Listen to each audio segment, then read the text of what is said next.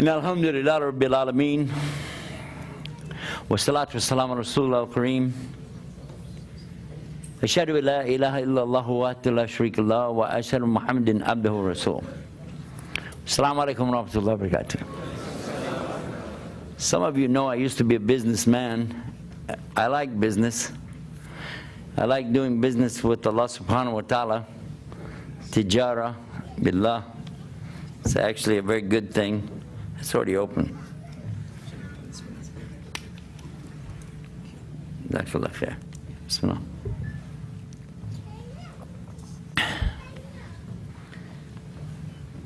So to get started, what I'd like to do is inventory.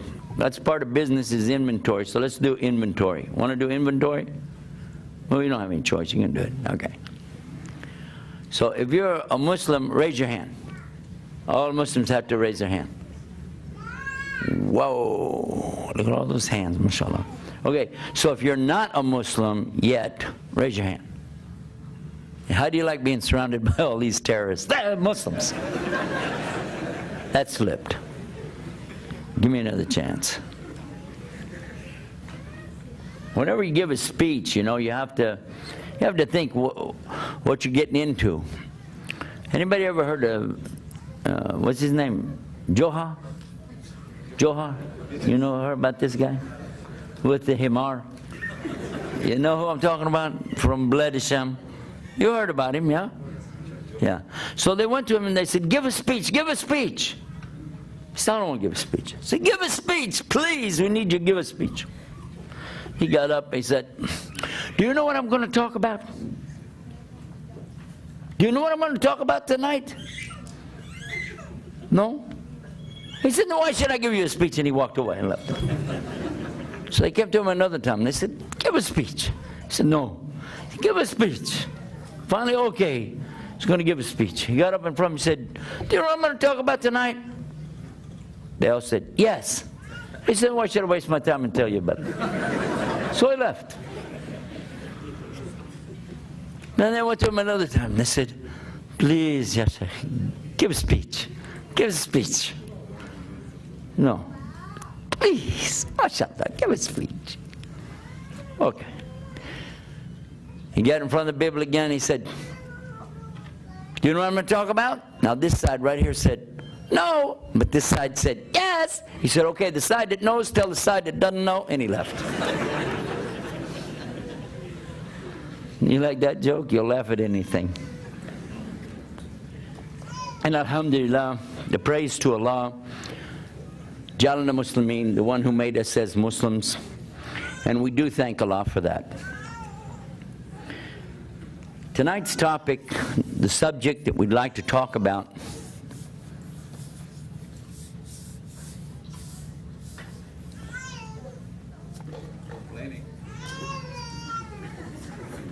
we're recording this program, so I want to wait until we get this subject taken care of, because I don't want people to see it in the future and say they're torturing their children. I'll give our sister time to take the baby out. Inshallah. Alhamdulillah. The subject tonight we want to talk about is called the beauty of Islam.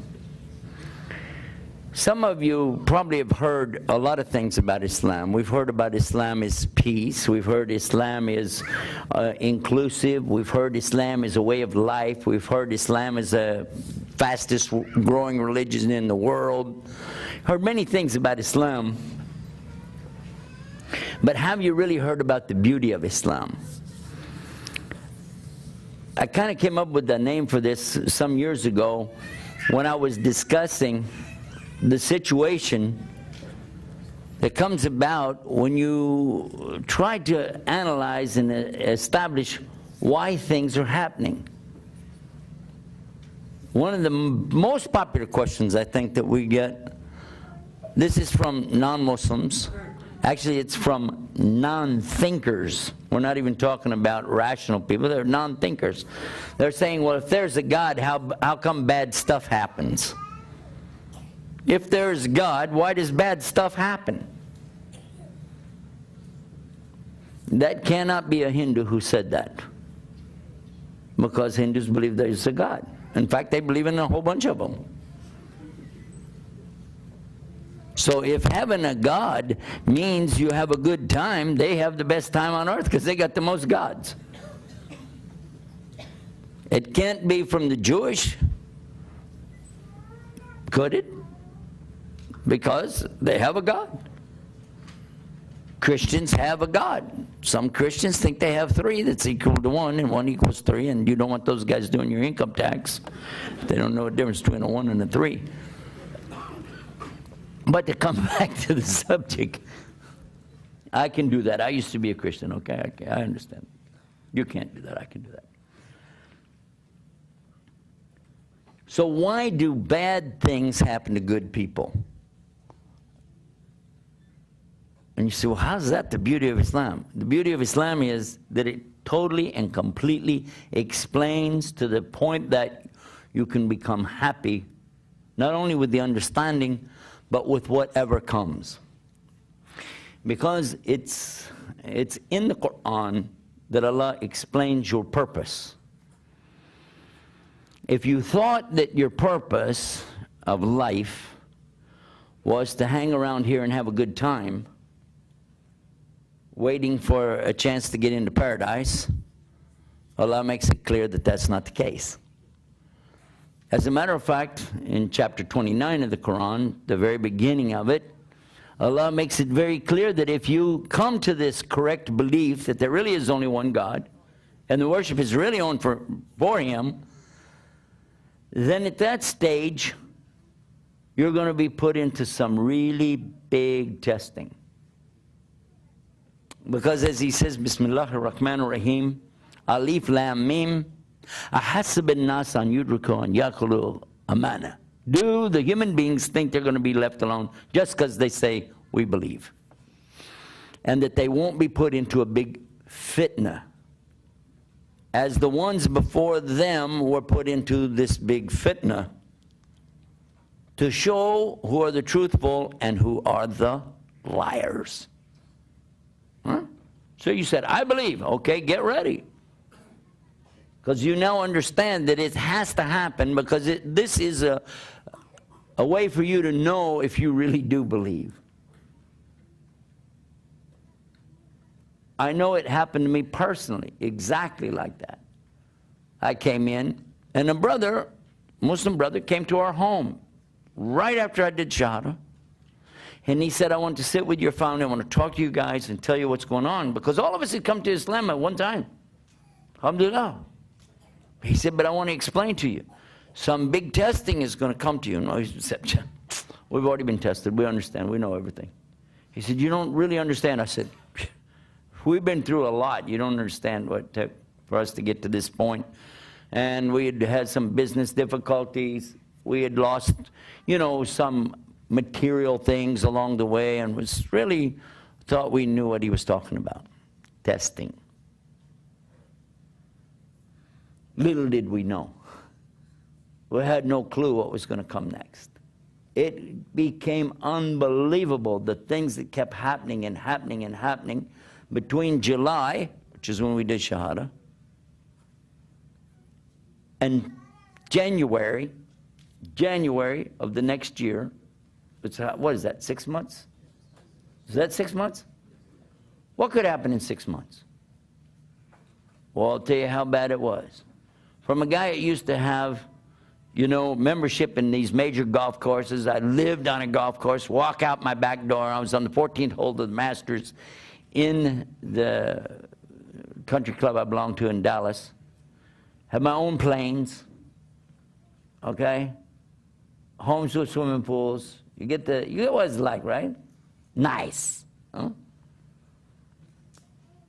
6 months later, I have an old school bus. That's all that's left out of all the inventory of all the vehicles I had. An old school bus. And it caught on fire. And it was about to blow up with 40 gallons of gas in it. I pulled out the fire extinguisher and was going to try to put it out. And when I pushed the button, it went, it was defective. I didn't know what I was going to do. I got a tow truck. I got it out. I threw a blanket over it. Got a tow truck. Took it out to a junkyard. I was thinking, what happened? How could I be in such a shape, you know? Left the truck there and at this junkyard, 10 miles off of the main drag, the main road. And I asked the guy there to give me a ride back out to the road, you know. Just give me a ride out to the road and I'll try to catch a truck or something and go back because, you know, got to get home, which was many miles away. Actually, I was in Oklahoma and I had to go back to Texas. He said, that's not included in the tow. I said, well, how much is it? He said, I don't feel like it. Just go out there and somebody will give you a ride. I said, go where? It's an old dirt road. He says, there it is. So I stood on the side of that dirt road and I was really thinking, what have I done wrong to be in this condition? A car went by. It was a lady in it. I didn't want to ride in there, you know, even think about that. Then another car came by, nothing. Then a small pickup, you know, a real small pickup came, had two guys already in it. The guy said, where are you going? I told him, up to the freeway, 10 miles. He said, okay, get in the back. There was no room to get in the front, get in the back. I said, there's got a lot of stuff. He said, just sit on the stuff, it doesn't matter. Bags, you know, got back in there, these big bags. I said, what's that smell? There's these bags, they smell really bad, you know. So they started driving, you know, and it was freezing cold. It started hailing, you know, little pieces of ice hitting me. So I have to crouch down like this to get away from the ice, but it puts my nose right by these bags. What do you think was in the bag? Fertilizer. Really good fertilizer. It comes from khanzir. Pig poop. Now here's yours truly, right? I'm used to wearing Hart, Schefter, and Mark suits. And I'm here hugging a bag of, yeah. I'm thinking, what is this? It was so cold. My eyebrows got ice in my eyebrows, you know. And when we finally got up to the road, I said, do you mind to take me just to the other side because I need to go? He said, no, we're going this way. By the way, Americans are really nice. I got out, you think. I got out, they took off. And as I was walking under the bridge, I was thinking, Islam is the truth. Islam is correct. I can't find any flaw in it. I really spent 6 months really looking hard at a lot of the subjects that Islam teaches. It's absolutely true. There's no doubt. So what is wrong? What is wrong with me? What did I do? I had everything before I come to Islam. I get nothing. What is that all about? Is God mad at me? Maybe that's just it. I found the right way, but he's mad at me. Alhamdulillah, that wasn't true. Because you and I know if Allah is mad at somebody, they got a serious problem, not compared to that. Well, subhanAllah, I said, well, that's wrong. I shouldn't think like that. I went up the embankment, up to the main part of the freeway, tried to catch a ride. A big truck's going by. Pew, pew. And it was getting cold again, and I was thinking, how? All of a sudden, a red car came over the top of the hill. Like Lamborghini, you know what's Lamborghini? A real cool sports car comes over the top and goes, I said, wow. Because, you know, back in the day, hey, that was yours truly. Here he goes over the hill, and he stopped, and he started backing up. Now I'm thinking, why is he back? Who is this guy? He's going to back up. He don't want to pick this. I look terrible. And this guy's going to back up. He's probably going to run over me. Probably, you know. Or maybe something we used to do when we were kids, you know. You back up to somebody and they come running, try to get done. Yeah. Say, you tired of walking? Yeah. Run a while. I didn't really think it was going to be anything good, but the guy got back up to me, rolled down the window, and he said, "Excuse me, can you help me?" I said, "What do you need?" He said, "Do you mind to ride with me because something's happened to me. I can't keep my eyes open. It's only 5 o'clock in the afternoon, but," he said, "it's just like my eyes keep shutting, and I've got to get up to Dallas, and it's a very long way. Do you feel like you could talk to me, keep me awake so that I can get there? I would really appreciate it." Let's see. I don't know. Do I want to get out of this nice cold weather into your nice warm car? Let me check my calendar and see if I'm busy. Turns out I've got an opening here. I'll get in the car. I got in the car, shut the door, and I'm still thinking, it's brand new, by the way. You can smell the new. You like that new leather smell? You got in there and said, now what? What's the law doing to me here? We start going along, and the guy says, "Please talk to me. I really am falling asleep. Start telling me anything." I said, "About what?" He said, "Well, let's start with how you wound up on the side of the road and why you smell like that." I said, "There you go. Let's do that. Let me take you back here. You want to talk? I'll talk. I'll tell you everything I know." I guess we could teach the CIA how to get stuff out of people. Now just put them in the back of a pickup with a bunch of pig fertilizer, and they'll tell you anything. But I went along with him, and I began explaining the events that led up to me being standing there, which started out about a year back when my father wanted to do business with a Muslim, and how I tried to convert the Muslim to become a Christian, how a Catholic priest got involved in the story, and before you know it, the Catholic priest accepted Islam. My wife and I accepted Islam. Then later my father accepting Islam, but then other things started happening. Our business down by Mexico went bad, and somebody ripped off all our stuff, stole our things. I had a brand new Suburban. It disappeared with the paperwork in it, and I couldn't trace it because I hadn't filed it yet. It was totally a strange thing. Many things I'm telling him this story as we're going along, telling him what happened. He's going, wow, wow, whoa, wow.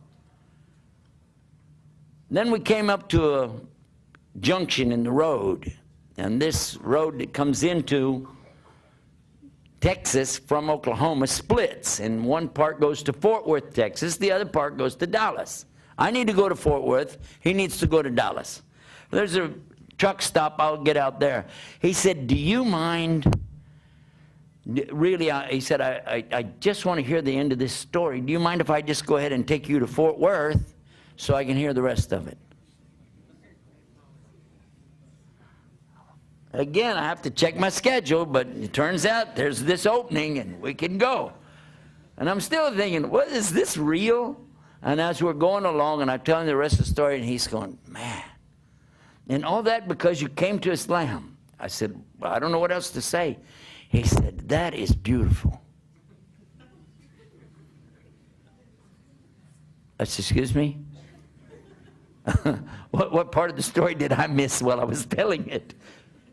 He said, because, he said, you know what?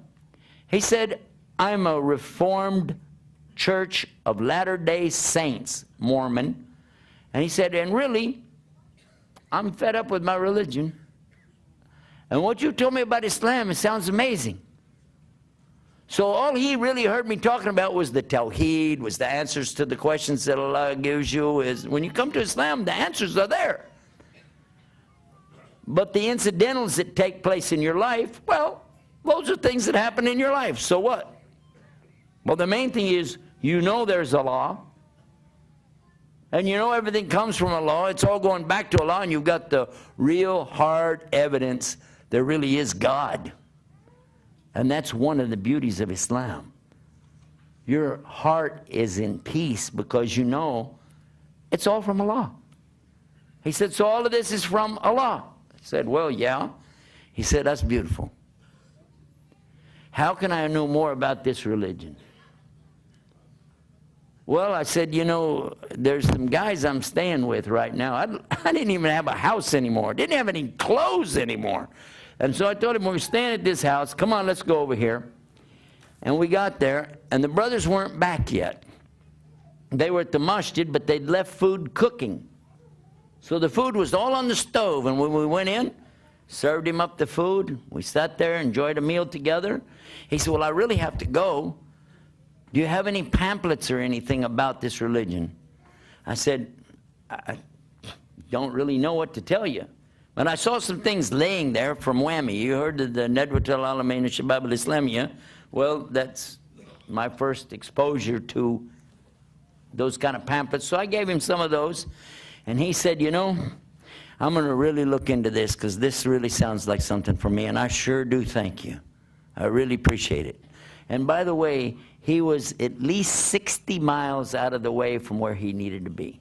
But he brought me right to the house. And there was a meal waiting for me.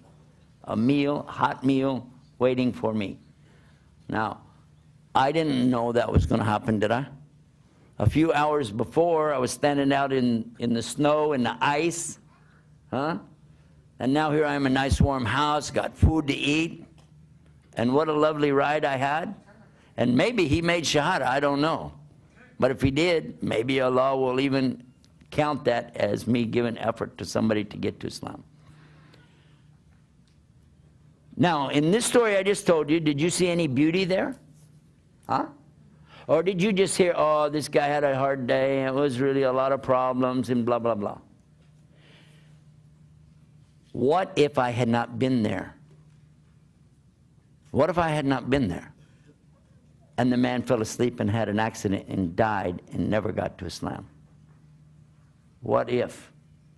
Now, that's not the qadr of Allah. This is the way Allah wanted it to happen. It happened according to His plan. I'm just showing you, though, if you change anything in Allah's plan, weird things would happen.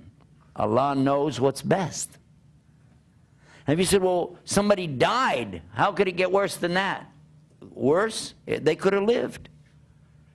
Because maybe they died on the fitra. Maybe they died as a Muslim. Or maybe they died, and because of their death, other people will get to Islam. Or at least other people won't leave Islam. You don't know, and I don't know. It's up to Him. Isn't it?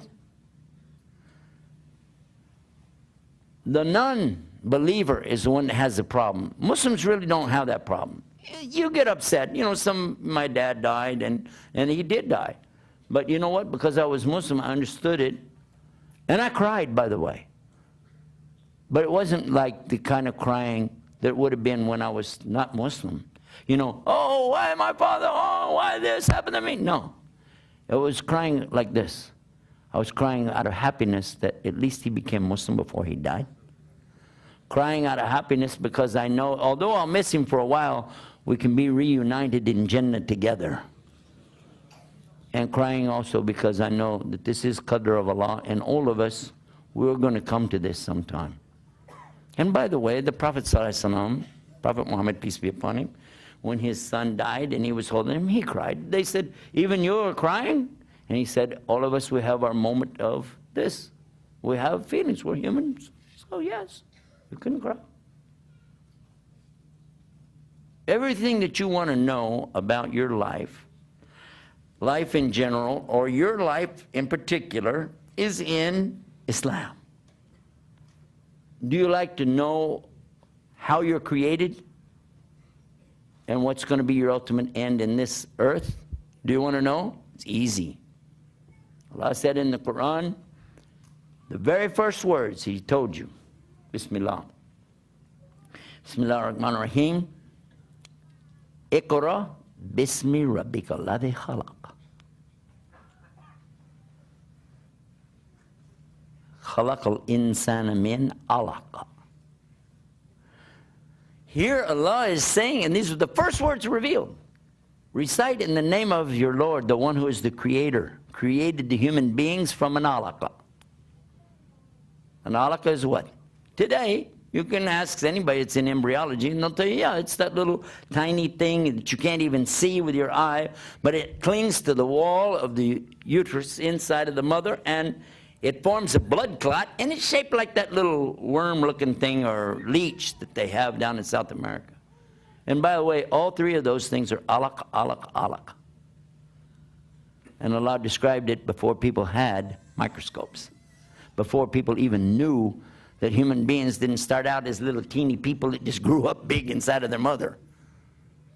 And Allah described all the trimesters. Allah described all of the shapes, being in shape and out of shape, like a chewed lump. All of the things that Allah speaks about of you being created are in the Quran. And then your final outcome, where you'll be. He tells you everything along the way, but the ultimate is, Kullu nafsin da'iqatul maut. Every soul will taste death. Yeah? Wow. What do you want to know?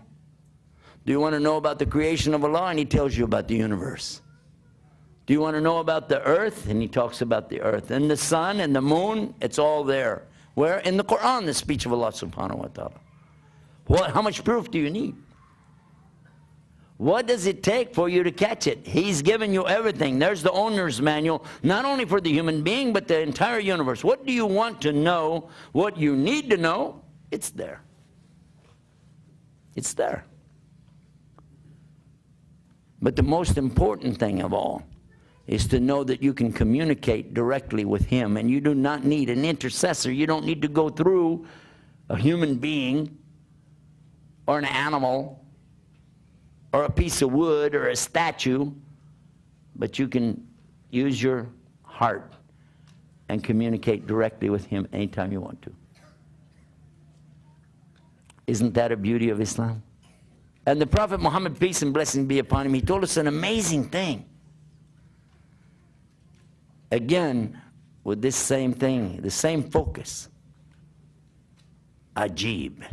Amazing is the condition of the believer, because only good happens to them. When anything good comes their way, they make shukr, thank you to Allah.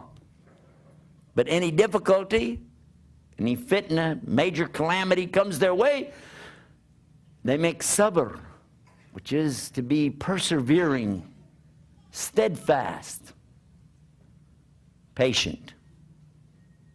And it's all good for them, he said. But only in the case of the believer. Only in the case of who? The believer. That's the beauty of Islam. Somebody comes to you and say, oh, guess what? Somebody left you $10 million. Alhamdulillah, mashallah. It was good. Or somebody come to you, you just lost $10 million. Alhamdulillah, mashallah. It's from Allah. Muslims really do have that, more so than any other people I've met on earth.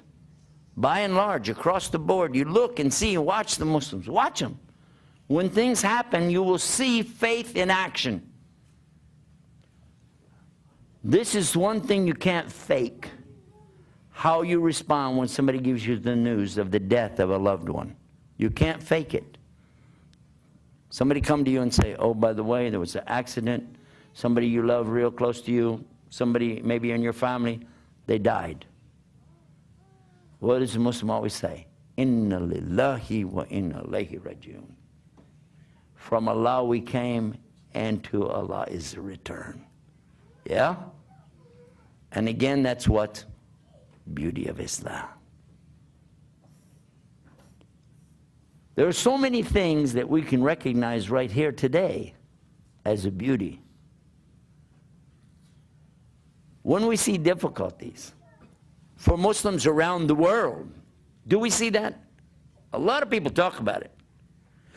I've even had people write to me, email, and say, well, if your religion is so great and the Muslims are supposed to be in the right way, how come they're the ones who suffer the most in this world? Why is it? This is somebody attacking Islam by saying this.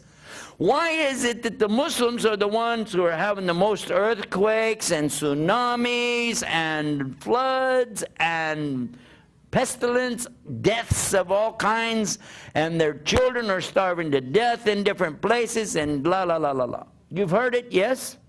Yeah? But what happens if you go to those countries, if you go to those places, right after the tsunami, for instance, immediately after the tsunami, I happened to be in Chennai, India at the time. And we were gathering up stuff to send to them. And I told the brothers, don't wait any longer, get it over there now. They said, we want to get a bigger box. I said, don't. I've worked disasters before. And the first thing you've got to realize is that the people need help immediately. They don't need it a week later. Because a week later, everybody's out there with their bunches of stuff and they don't need it anymore. You know, what can you do with 50,000 blankets? You know, get it over to them. So they did. And when they came back, they had to take a boat over there. And they came back, they said, you can't believe it. Said the only thing they wanted, the only thing, they didn't care about the clothes, they didn't care about the food. They said all they wanted was a hug.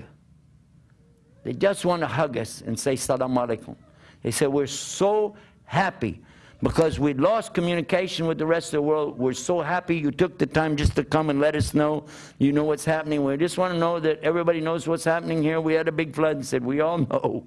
We know you had a big flood. And so, alhamdulillah, this was what the Muslims said. And they immediately turned their masajid, the mosques, into what? Clinics and centers where the people could gather. Didn't matter if they were Muslim or not. Hindu, atheists, didn't matter. Just come on. And the people came there and they were able to get food right away. Why? Muslims are set up for that. You know that. Many of these mosques, masajid in these islands and so on, are set up for Ramadan because we feed so many thousands of people during Ramadan. So they have the big pots. They have the big pans, they had the big areas, and they already know how to set out the sufra and feed the people, and they did. And they were feeding everybody. And in the newspaper, when they wrote about it in the West, they said religious centers opened up some. Well, at least they didn't call them churches, right? Muslim churches opened up today for the... Okay, whatever. The beauty is, when you see these things, you can also remember that this fulfills prophecy. Prophet Muhammad sallallahu alaihi wasallam, peace be upon him, prophesied every single thing we see today, true or false. Did he prophesy that if you get into my religion, you're going to be living real easy, it's going to be so nice, you get big cars, you're going to have... Did he prophesy like that? Or did he tell them it's going to be tough? No, he told them it's going to be tough. And he also talked about the last days and the condition. And one of the things that he talked about is there would be a strong love for the material world. And people wouldn't really be taking care of their religion as they should. In fact, they would be dividing themselves up into groups rather than staying together. Did that happen? Have Muslims done that? It's one of the things we know for sure. Did he also tell us in the last days, one of the signs will be that the children will be so bad that it will be like you gave birth to your own masters and you became a slave to your kids? And we see that. We see that. Especially in the West, kids are telling their parents what to do every day. And the parents are doing it. And did he say also in this same hadith, saying that the Arabs would, in the desert, would be building tall buildings in competition to see who could build the tallest one? Huh? Do you think that's happening? Duh. I was in one city here in the Gulf, and they were putting up this big building. Actually, I guess it was here in Jeddah a year ago. And I looked at this big building that they were putting up there. It was so tall. And I was looking at it. I said, wow. I said, excuse me, what about this building right next to it? There's another building right next to it. It's an office building. This is an office building. I said, yeah. I said, well, that one right there looks like a nice office building, and it's empty. Nobody's in it. So why do you need to build this one? He said, so it'll be taller. This is another beauty of Islam. You can look around you and see the prophecies have come true. No mistakes. Here's another beauty in Islam. The Quran itself. The Quran is such an amazing book that we have a whole website dedicated to the Quran called allahsquran.com. We don't have anything else on there except about Quran. allahsquran.com. Then for the explanation of it, we have another website called qtafsir.com. Now, these are both English websites.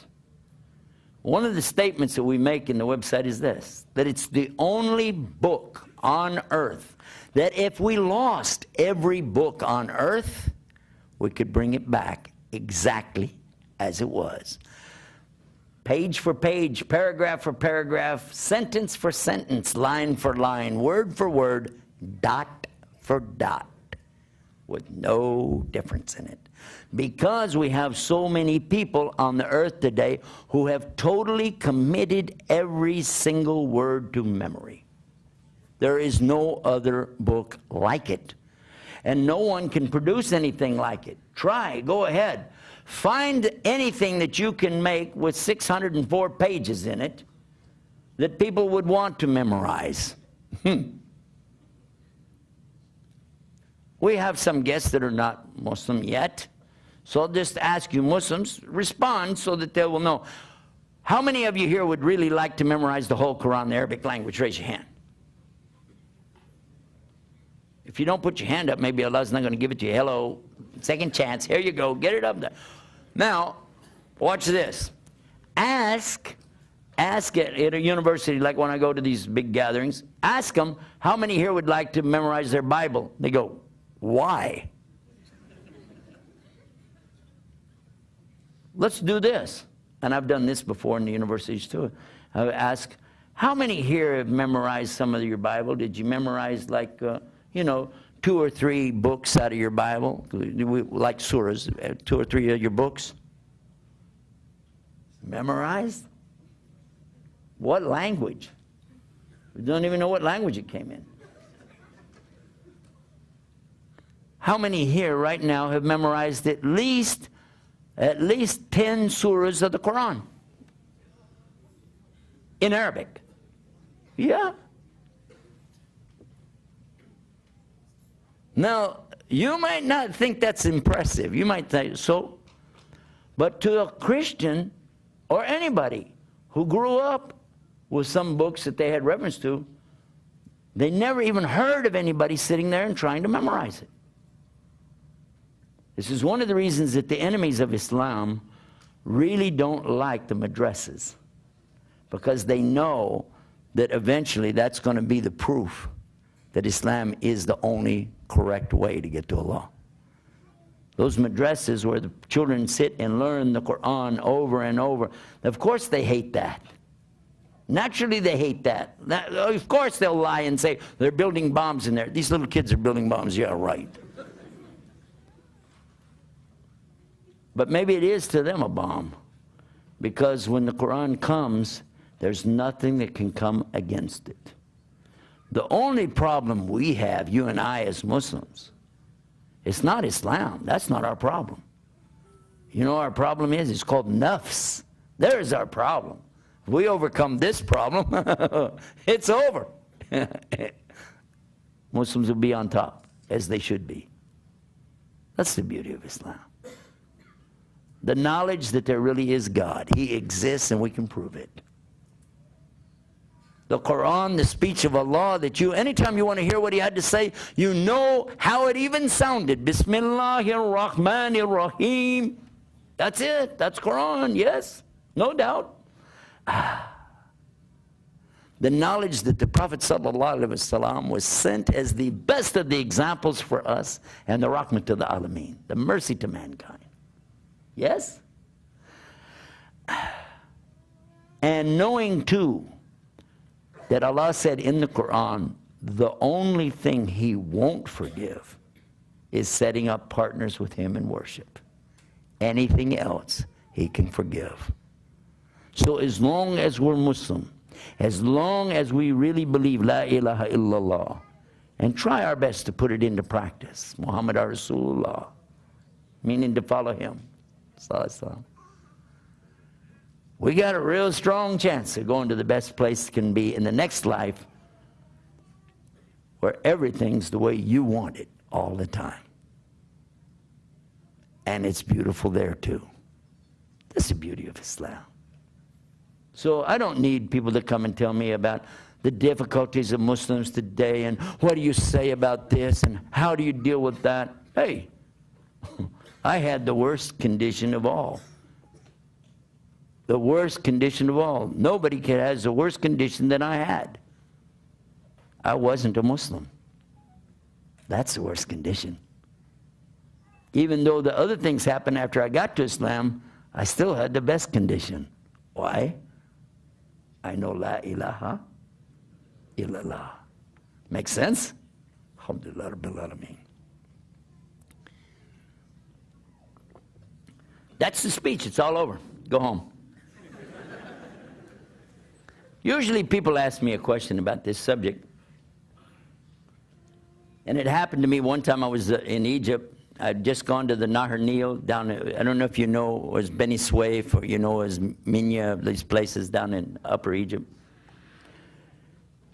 When we arrived down there, my host had asked me a question and I didn't know how to answer it because I never thought about it. He said, what is it like, what, you know, mentally or what feelings and so on, to go from some other religion to come to Islam? What is it like? I said, I don't know how to explain it. Well, the next day while we were sitting there on the side of the river watching the, you know what's Weird Nil? Weird Nil? It means the flowers of the river, the Nile River, the Nile River, going by. So peaceful. I mean, this is an amazing place. So lovely. And I said, okay, I can tell you. He said, tell me what? I said, remember you asked me the question, what it's like to go from another religion to come to Islam? He said, yeah. I said, I can tell you, but I need one word from you. Help me with the Arabic. He said, what? I said, you know the boat? On the back of the boat, there's this thing like this, you can steer with it. What is that in Arabic? He said, daffa. I said, okay, I got it. Here we go. I said, imagine that you're in that boat. There was a boat there. I said, imagine you're out in the boat and you're out in the middle of the river right now. You're in the boat, in the river. But you're blindfolded. Can't see. Oh, and your ears are... and you can't hear. Huh? Oh, and you don't have the daffa. And you're just floating along. Now, you don't know anything because this is how you started out. You've never even seen the boat. You never even heard anything. It's just feeling. You're just feeling around. That's all it is. You feel motion, you know. And sometimes you feel water coming around you. Sometimes it feels like this way, that way, and you're trying to guess how is it. Well, maybe if it's because I'm leaning like this, I lean like that. Yeah, that's it. There. Wait. Well, I lean back and it's some water got on me. Okay, that's. But you really don't have a clue. But then somebody comes along one day and takes the blindfold off, opens up your ears so you can hear, and give you the daffa. Now, that does not mean you're automatically going to go to paradise. Doesn't automatically mean you're going to get where you want to go, does it? But at least you have a whole lot more to say about the choices, don't you? Because you can see, you can hear, and you've got some control here that you can do something with. And that is exactly how I felt when I left whatever I was in to come to Islam. So, alhamdulillah Rabbil Alameen, that Allah guides whoever He wills to His straight path. Another question people will ask me, how did I get to Islam? It's a very common question, one that we've answered so many times that we put a website up for it. It's called YusufEstes.com, YusufEstes.com. You can also go to WatchIslam.com, and the story of priests and preachers coming to Islam is there. We also have it on YouTube Islam. Now, not YouTube, YouTube Islam. You can go there and get a lot of these great stories. Now, I'm going to ask you a question. How many of you ever watch Peace TV? Anybody? Okay, I'll go the other way. Anybody here never heard of Peace TV? Everybody knows Peace TV, okay. Huda TV, anybody heard of Huda TV? Okay. What about Islam Channel in UK? You heard of Islam Channel in UK? Now, all of these you need to have satellite to get them, right? Not anymore. You can get them all free on my website, watchislam.com. All of them are right there. Plus, the Quran being recited in Ramadan is running right now 24 hours a day. You can go there and listen to the Quran, and it has English translation right across the front of it. Plus, we have Share Islam TV, and we have a new one that just came out, bridgetofaith.com. bridgetofaith.com. Now, in these, you've got a series of different speakers, myself and people like Mutahir Sabri, Abdurrahim Green. I think you know some of the speakers that we've got on there, and you can watch these programs. All of it's free, because I want people to know what's real Islam from people who can explain it in good English terms. Some of you like to be involved in sharing Islam with other people. You want to have a way to answer questions, to give them help. We have a website called shareislam.com. shareislam.com. And that's great because you can go there and ask questions and it gives you answers. We have another one. People ask you about Aqidah, what we believe and why.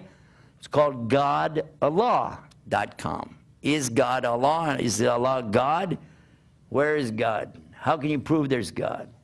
Then for those who are atheists or claim to be scientists, don't believe in God, there's a website for them, scienceislam.com. This has videos in it you can watch. 9 different scholars, professors, teachers of disciplines, different sciences. Every one of them, after they knew what the Quran said about their particular expertise, they all said it must be a God, and must be this God is real, and Allah must be behind the Quran. Because it's impossible to be any other way. These are a result of Sheikh Zandani's work. Some of you know about him and his effort. I would like to mention to you that the last one, the 9th one, when you play it, the scientist, professor, when he's talking, stops and he looks at the camera. He said, I guess it's time for me to say, Ashhadu la ilaha illallah, Ashhadu Muhammad Rasulullah. If you'd like to join us and work with us in this project, you're welcome. We have an ongoing website. Right this minute as I'm sitting here, there are people learning about Islam from it live. It's called chatislam.com. chatislam.com. We have volunteers who come on and speak and then answer questions. Inshallah, I'm planning on recruiting a particular Daya here from this community to be one of those to help us do that. But the brothers, they don't like their names mentioned and so on, but we'll have somebody, inshallah, from this community doing the same. We have, again, many good teachers. Some of them you've heard of before who come on, like Dr. Bilal Phillips. Some of you heard about him. And some of you have heard about Mutahir Sabri and the work that he's done. Salim Morgan, not very famous, but he used to be here, very well known 25 years ago. We're getting him out of retirement and putting him back on the internet and helping us with that, myself. And what happens is when these people come into this chat room, they get to hear something that they didn't ever hear before. Easy English, they can understand what's going on, and then they can ask questions, and they can get real answers. But just in case you want to ask a question, and you said, they didn't have time for my question, okay? If we have it, you can access it. Go to search for Islam, 3 words. Search for Islam, but write it like one word, .com. Searchforislam.com, and it's a little box. So come up and you just type in the keyword. You want to know about music. What's the role of music in Islam? Type music in there, find out.